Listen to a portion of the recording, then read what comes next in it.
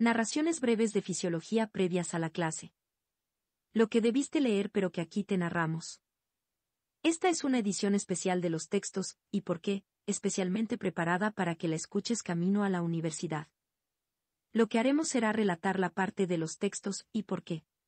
Solo los textos. Esto es una primera aproximación para ver si te son útiles. Sangre y trastornos asociados. Contenido. Introducción. Composición de la sangre. Elementos formes de la sangre. Hemostasia. Grupos sanguíneos. Introducción. La sangre es un tipo de tejido conectivo que consiste en células y fragmentos celulares. No conecta ni da soporte mecánico. Se llama tejido conectivo porque se desarrolla a partir de la mesénquima y consiste en células sanguíneas, que están rodeadas por un líquido no vivo llamado plasma. Las células y los fragmentos celulares son elementos formados de la sangre, y la parte líquida se llama plasma. Los elementos formados están formados por glóbulos rojos, eritrocitos, que representan el 45% de la sangre. El plasma constituye el 55% del volumen total de sangre. El 1% restante consiste en glóbulos blancos y plaquetas. El porcentaje de los elementos formados constituye el hematócrito o volumen celular empaquetado. El volumen de sangre es constante en una persona sana a menos que la persona tenga problemas fisiológicos. Este texto narrado se centra en la composición, estructura y funciones de varias células sanguíneas y sus trastornos relacionados. Composición de la sangre. La sangre está compuesta de plasma, un líquido amarillento que contiene nutrientes, hormonas, minerales y diversas células, principalmente glóbulos rojos, glóbulos blancos y plaquetas. Tanto los elementos formados como el plasma juegan un papel importante en la homeostasis. En grandes números. El plasma representa el 55%. Los elementos formes el otro 45%. En el texto y X porque verás dos figuras que explican mejor esto y te dan detalles importantes. Una con los componentes de la sangre y la otra con las diferentes células de la sangre. Propiedades de la sangre. En una persona sana, la sangre forma alrededor del 7 al 9% del peso corporal total. Un hombre tiene entre 5 y 6 litros de sangre, mientras que una mujer tiene entre 4 y 5 litros. La sangre es más espesa, más densa y fluye mucho más lento que el agua debido a los glóbulos rojos y las proteínas, como la albúmina y el fibrinógeno. Tiene una alta viscosidad, que ofrece resistencia al flujo sanguíneo. Los glóbulos rojos y las proteínas contribuyen a la viscosidad de la sangre, que oscila entre 3,5 y 5,5, en comparación con 1,0 para el agua. Cuantos más glóbulos rojos y proteínas plasmáticas haya en la sangre, mayor será la viscosidad y más lento será el flujo de sangre. La gravedad específica, densidad, de la sangre es de 1045 a 1065 en comparación con 1000 para el agua, y el pH de la sangre varía de 7,35 a 7,45. Funciones de la sangre. En general, hay 3 categorías de función sanguínea. Transporte. Regulación. Protección. Transporte. Los glóbulos rojos en la sangre transportan oxígeno desde los pulmones a los tejidos del cuerpo y productos de desecho del metabolismo celular desde los tejidos del cuerpo a los riñones, el hígado, los pulmones y las glándulas sudoríparas para su eliminación del cuerpo. La sangre también transporta nutrientes, hormonas, factores de coagulación y enzimas por todo el cuerpo para mantener la homeostasis. Regulación. La sangre regula la coagulación de la sangre para detener el sangrado, temperatura corporal al aumentar o disminuir el flujo sanguíneo a la piel para el intercambio de calor, y el equilibrio ácido-base para mantener el pH de la sangre dentro de un rango normal, 7,35-7,45. También regula el equilibrio de líquidos y electrolitos a través de la función renal. Protección. La sangre defiende el cuerpo contra bacterias y virus, patógenos de varias maneras. Algunos glóbulos blancos, por ejemplo los neutrófilos, engullen y destruyen patógenos, mientras que los linfocitos producen y secretan anticuerpos en la sangre. Los anticuerpos en la sangre juegan un papel vital en la respuesta inflamatoria e inmune. Estas respuestas previenen la pérdida de sangre después de una lesión al iniciar los mecanismos de coagulación, sin los cuales la persona se desangraría hasta la muerte. La coagulación involucra plaquetas, la proteína plasmática fibrinógeno y los factores de coagulación. Plasma. El plasma es la parte líquida de la sangre y está compuesto de agua 91%, proteínas 8%, albúmina, globulina, protrombina y fibrinógeno y sales 0,9%, cloruro de sodio, bicarbonato de sodio y otros. Y el 0,1% restante está compuesto por materiales orgánicos, por ejemplo, grasas, glucosa, urea, ácido úrico, colesterol y aminoácidos.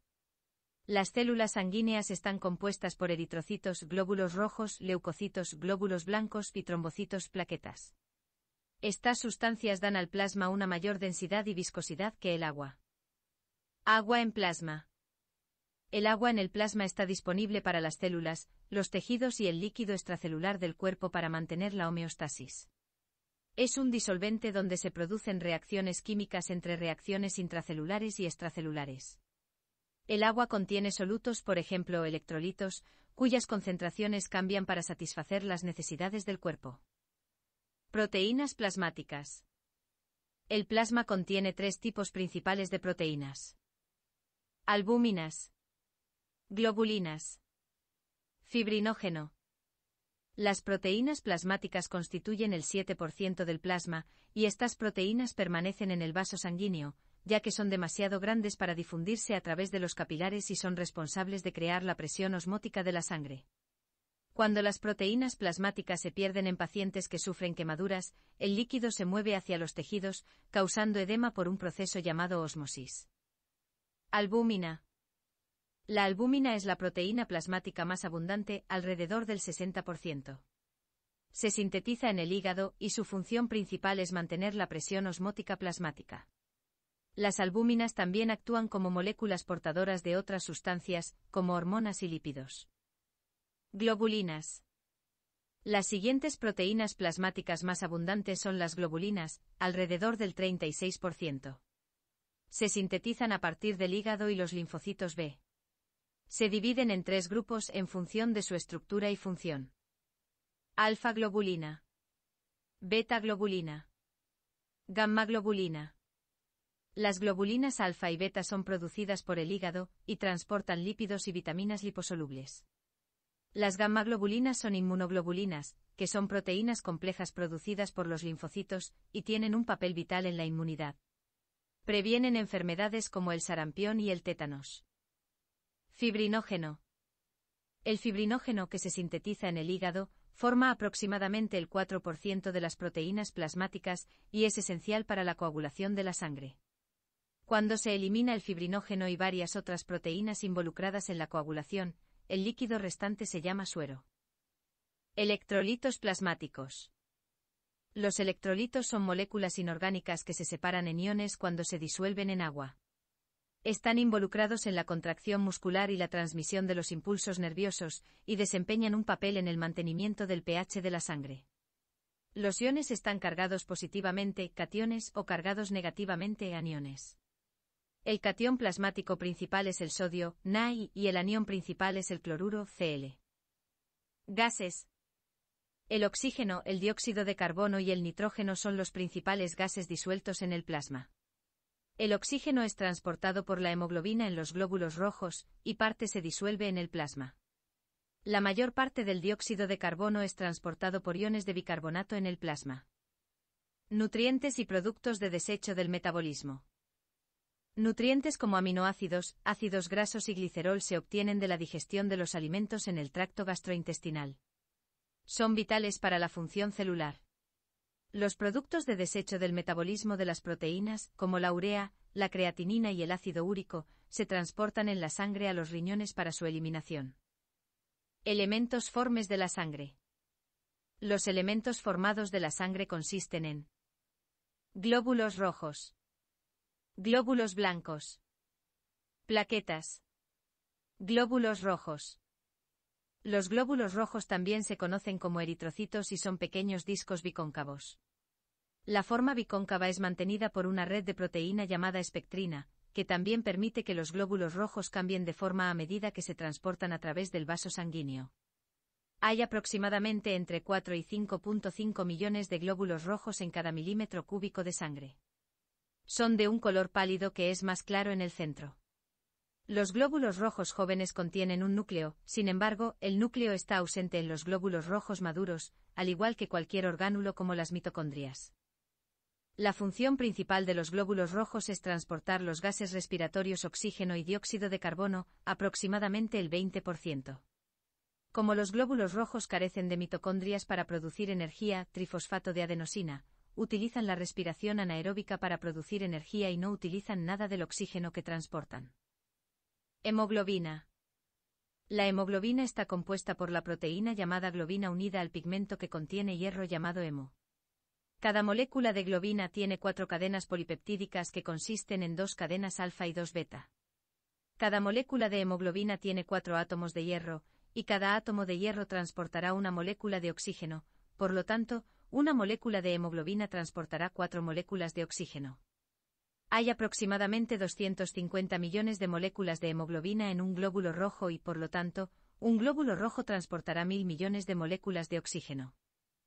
El texto ¿y por qué? Te mostramos una imagen del eritrocito y al lado la imagen de una hemoglobina.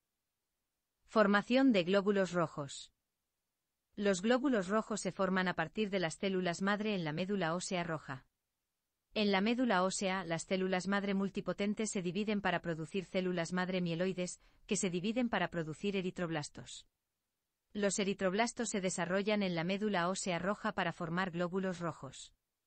Durante la maduración, los glóbulos rojos pierden su núcleo y orgánulos, y ganan más moléculas de hemoglobina, aumentando así la cantidad de oxígeno que pueden transportar. Como los glóbulos rojos maduros no tienen un núcleo, su vida útil es de aproximadamente 120 días.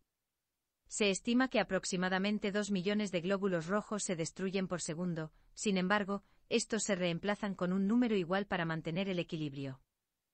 Te recomendamos que veas en el texto ¿y por qué? La figura formación de células sanguíneas donde se muestran claramente cuáles son los precursores, a qué células dan lugar y cuáles terminan siendo al final ya en su etapa madura. De hecho, te recomendamos que pares la narración y vayas a verla, si puedes. Si no, sigamos. La producción de glóbulos rojos está controlada por la hormona eritropoyetina, y los componentes esenciales para la síntesis de glóbulos rojos son hierro, ácido fólico, vitamina B12, transporte de gases respiratorios. El papel principal de los glóbulos rojos es transportar oxígeno desde los pulmones a los tejidos. El oxígeno en los alvéolos, sacos de aire de los pulmones se combina con las moléculas de hierro en la hemoglobina para formar oxihemoglobina. Esto es transportado por la sangre a los tejidos. A medida que aumenta el nivel de oxígeno en los glóbulos rojos, se vuelve rojo brillante y cuando el nivel de contenido de oxígeno disminuye, el color cambia a un rojo azulado oscuro. Además de transportar oxígeno de los pulmones a los tejidos del cuerpo, los glóbulos rojos transportan dióxido de carbono de los tejidos a los pulmones. El dióxido de carbono se transporta de 3 maneras. El 10% se disuelve en el plasma. El 20% se combina con la hemoglobina de los glóbulos rojos para formar carbaminohemoglobina. 70% con agua para formar ácido carbónico, que se convierte en bicarbonato e iones de hidrógeno. La reacción ocurre principalmente en los glóbulos rojos, que contienen grandes cantidades de anhidrasa carbónica, una enzima que facilita la reacción. Una vez que se forman los iones de bicarbonato, se mueven fuera de los glóbulos rojos hacia el plasma. Destrucción de glóbulos rojos. La hemólisis, descomposición, es realizada por macrófagos en el bazo, el hígado y la médula ósea. A medida que los glóbulos rojos envejecen, son susceptibles a la hemólisis. Hemo y globina están separados. La globina se descompone en aminoácidos y se utiliza para la síntesis de proteínas. El hierro se separa del hemo y se almacena en el músculo y el hígado, y se reutiliza en la médula ósea para fabricar nuevos glóbulos rojos. El hemo es la porción de la hemoglobina que se convierte en bilirrubina, y es transportada por la albúmina plasmática al hígado y finalmente secretada en la bilis. Glóbulos blancos. Los glóbulos blancos también se conocen como leucocitos. Hay aproximadamente 5.000 a 10.000 glóbulos blancos en cada milímetro cúbico de sangre. El número puede aumentar en infecciones a aproximadamente 25.000 por milímetro cúbico de sangre. Un aumento en los glóbulos blancos se llama leucocitosis, y un nivel anormalmente bajo de glóbulos blancos se llama leucopenia. A diferencia de los glóbulos rojos, los glóbulos blancos tienen núcleos y pueden moverse a través de las paredes de los vasos sanguíneos hacia los tejidos. Los glóbulos blancos son capaces de producir un suministro continuo de energía, a diferencia de los glóbulos rojos. Son capaces de sintetizar proteínas, y por lo tanto su vida útil puede ser de unos pocos días a años. Hay dos tipos principales de glóbulos blancos. De nuevo aquí deberías ver, en el texto, y por qué una figura que resume la hemólisis de glóbulos rojos y metabolismo de la bilirrubina. Granulocitos contienen gránulos en el citoplasma. Neutrófilos. Eosinófilos. Basófilos. Agranulocitos, a pesar del nombre, estos contienen algunos gránulos en el citoplasma. Monocitos. Linfocitos. Neutrófilos. Aproximadamente el 60 a 65% de los granulocitos son fagocitos. Contienen lisocimas y por lo tanto su función principal es proteger el cuerpo de cualquier material extraño. Son capaces de moverse a través de las paredes de los vasos sanguíneos por un proceso llamado diapédesis, y son activamente fagocíticos. Los núcleos de los neutrófilos son multilobulados. El número de neutrófilos aumenta en embarazo, infección, leucemia, trastorno metabólico como la gota aguda, inflamación, infarto de miocardio, eosinófilos. Estos forman aproximadamente el 2 y 4% de los granulocitos y tienen núcleos en forma de B. Al igual que los neutrófilos, también migran desde los vasos sanguíneos. Son fagocitos, sin embargo, no son tan activos como los neutrófilos. Contienen enzimas lisosomales y peroxidasa en sus gránulos, que son tóxicos para los parásitos, lo que resulta en la destrucción de los organismos. Los números aumentan en alergias, como fiebre del heno y asma, e infección parasitaria, por ejemplo, infección por tenía, un parásito. Basófilos. Los basófilos representan aproximadamente el 1% de los granulocitos y contienen núcleos lobulados alargados. En el tejido inflamado, se convierten en mastocitos y secretan gránulos que contienen heparina, histamina y otras proteínas que promueven la inflamación. Los basófilos juegan un papel importante en la provisión de inmunidad contra los parásitos. Monocitos. Los monocitos representan el 5% de los agranulocitos, y son leucocitos circulantes. Los monocitos se desarrollan en la médula ósea. Algunos de ellos migran al tejido, donde se convierten en macrófagos y engullen patógenos o proteínas extrañas. Los macrófagos juegan un papel vital en la inmunidad y la inflamación al destruir antígenos específicos. Linfocitos. Los linfocitos representan el 25% de los leucocitos y la mayoría se encuentran en el tejido linfático, como los ganglios linfáticos y el bazo. Obtienen su nombre del líquido que los transporta, la linfa. Pueden salir y volver a entrar en el sistema circulatorio. Su vida útil varía de unas pocas horas a años. La principal diferencia entre los linfocitos y otros glóbulos blancos es que los linfocitos no son fagocitos. Se identifican dos tipos de linfocitos T y B. Los linfocitos T se originan en la glándula del timo, mientras que los linfocitos B se originan en la médula ósea, de ahí sus nombres. Los linfocitos T median la respuesta inmune celular, que forma parte de la propia defensa del organismo. Los linfocitos B, por otro lado, se convierten en células plasmáticas grandes y producen anticuerpos que se adhieren a los antígenos. Plaquetas. Las plaquetas son pequeñas células sanguíneas que consisten en algún citoplasma rodeado por una membrana plasmática. Se producen en la médula ósea a partir de megacariocitos, y fragmentos de megacariocitos se desprenden para formar plaquetas. Su vida útil es de aproximadamente 5 a 9 días. La superficie de las plaquetas contiene proteínas y glicoproteínas que les permiten adherirse a otras proteínas como el colágeno en los tejidos conectivos. Las plaquetas juegan un papel vital en la pérdida de sangre por la formación de tapones plaquetarios, que sellan los agujeros en los vasos sanguíneos. Hemostasia. La hemostasia juega un papel importante en el mantenimiento de la homeostasis, y consta de 3 componentes principales. Vasoconstricción. Agregación plaquetaria. Coagulación. Vasoconstricción. Resultados de la contracción del músculo liso de la pared del vaso. La constricción bloquea los vasos sanguíneos pequeños, evitando así el flujo sanguíneo a través de ellos. La acción del sistema nervioso simpático causa vasoconstricción. Las plaquetas liberan tromboxanos. Agregación plaquetaria. Las plaquetas contienen proteínas contráctiles llamadas actina y miosina. La adhesión plaquetaria ocurre cuando las plaquetas están expuestas al colágeno en los vasos sanguíneos. Las plaquetas liberan difosfato de adenosina, tromboxano y otros productos químicos. Coagulación. Si el daño a los vasos sanguíneos es tan extenso que la agregación plaquetaria y la vasoconstricción no pueden detener el sangrado, comenzará el complicado proceso de coagulación, coagulación de la sangre. La fase de coagulación involucra varios factores de coagulación, tabla 10.1. La mayoría de los factores de coagulación se sintetizan en el hígado. Una cascada de coagulación simplificada implica las siguientes etapas. La tromboplastinogenoasa, una enzima liberada por las plaquetas de la sangre, se combina con el factor antihemofílico para convertir la proteína plasmática tromboplastinógeno en tromboplastina. La tromboplastina se combina con iones de calcio para convertir la proteína plasmática inactiva protrombina en trombina. La trombina actúa como un catalizador para convertir la proteína plasmática soluble fibrinógeno en la proteína plasmática insoluble fibrina. Los hilos de fibrina atrapan las células sanguíneas para formar un coágulo.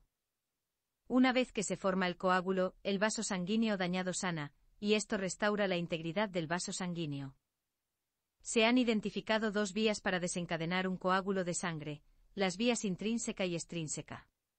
La vía extrínseca es un sistema de coagulación rápida que se activa cuando los vasos sanguíneos se rompen y se produce daño tisular. La vía intrínseca es más lenta que la vía extrínseca y se activa cuando se dañan las paredes internas de los vasos sanguíneos. Tabla, factores de coagulación de la sangre en orden de participación en el proceso. Fibrinógeno. Protrombina. Tromboplastina. Calcio. Proacelerina, factor lábil. Acelerador de conversión de protrombina sérica. Factor antihemofílico. Factor de Navidad, componente de tromboplastina plasmática. Factor Stuart potencia. Antecedente de tromboplastina plasmática. Factor Ageman. Factor estabilizador de la fibrina. Grupos sanguíneos. La superficie del glóbulo rojo contiene moléculas llamadas antígenos, y en el plasma hay moléculas llamadas anticuerpos. Los anticuerpos son específicos de ciertos antígenos. Cuando un anticuerpo se combina con el antígeno específico en el glóbulo rojo, forman un enlace para conectar otros glóbulos rojos a él. Como resultado, se produce aglutinación o aglutinación de los glóbulos rojos. Los antígenos en los glóbulos rojos se han categorizado en grupos sanguíneos. Aunque se han identificado numerosos grupos sanguíneos, los grupos sanguíneos ABO y Rhesus, RH, son los más importantes en la transfusión de sangre. Los glóbulos rojos. El grupo sanguíneo tipo A tiene antígeno tipo A en su superficie y anticuerpo anti-B en el plasma. El grupo sanguíneo tipo B tiene antígeno tipo B en su superficie y anticuerpo anti-A en el plasma. El grupo sanguíneo tipo AB tiene antígenos A y B en su superficie, pero no contiene ninguno de los anticuerpos en el plasma, y el grupo sanguíneo tipo O no tiene antígenos A ni B en su superficie, pero contiene anticuerpos anti-A y anti-B en el plasma. Alrededor del 45% de la población en el Reino Unido es del grupo sanguíneo O, y el 55% de la población es del grupo sanguíneo A, B o AB, Bauk y Grant, 2018. Las personas con grupo sanguíneo O se conocen como donantes universales ya que sus glóbulos rojos no tienen antígenos A o B en su superficie. Por el contrario, las personas con grupo sanguíneo AB se conocen como receptores universales, ya que sus glóbulos rojos contienen antígenos A y B en su superficie. Si os y ver en el texto las tablas asociadas al tipo sanguíneo, donde se te explican las diferencias. Factor Rhesus. El factor Rhesus RH es otro antígeno importante identificado en la superficie de los glóbulos rojos. El factor Rhesus se llama así porque se identificó por primera vez en monos Rhesus. En el Reino Unido aproximadamente el 85% de la población es Rhesus positiva, es decir, poseen factor D en sus glóbulos rojos. El 15% restante de la población es rhesus negativo, ya que sus glóbulos rojos no tienen factor D. Es importante tener en cuenta el factor rhesus al hacer coincidir y transfundir sangre a los pacientes para evitar complicaciones innecesarias como la aglutinación. Aquí termina la narración y podrías detener aquí tu preparación para la clase.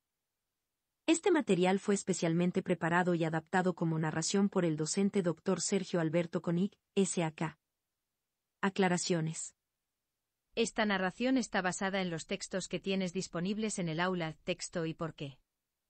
Son una adaptación especial para que puedas escucharlos mientras vienes a clase. Esto no reemplaza a la versión vigente que está la publicada en el aula virtual de la asignatura. Si quieres entretenerte un rato más, aquí te podemos explicar términos que forman parte o están vinculados a este tema que acabamos de narrarte. Puedes seguir escuchándolos o solo terminar aquí. Nos vemos en la clase. Recuerda ir a ver las figuras del texto. Glosario de términos. Anuria. Ausencia de orina. Bifurcación. Dividiendo en dos ramas. Cálculo. Una piedra. Cálices. Una pequeña cavidad en forma de embudo formada a partir de la pelvis renal. Diuresis.